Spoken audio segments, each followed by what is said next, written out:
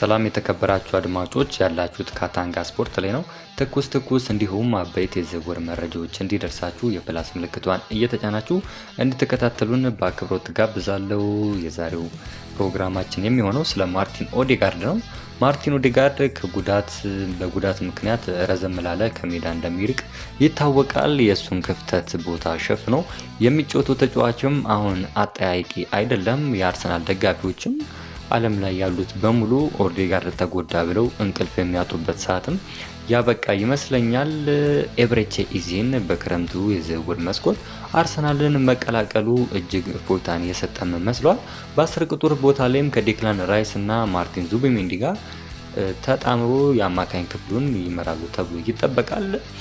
እንግዲህ በአርሰናል ባለፉት አመታት ለአርሰናል እጅግ የማጥቃት ኃይል ሆኖ ሲያገለግል የቆየው ማርቲን ኦዴጋርድ አምናም በጉዳት ሲቸገር ነበር። ዘንድሮም እንግዲህ ቋሚ ሆኖ የጀመረው ጨዋታዎች እጅግ ጥቂት ናቸው። እንግዲህ በጉዳት ምክንያት አሁንም ለ6 ጨዋታዎች ከሜዳ ይርቃል ማለት ነው። ይህን ተከትሎ ኤቤሬቺ ኢዜ 10 ቁጥር ቦታውን ሸፍኖ የሚጫወት ይሆናል።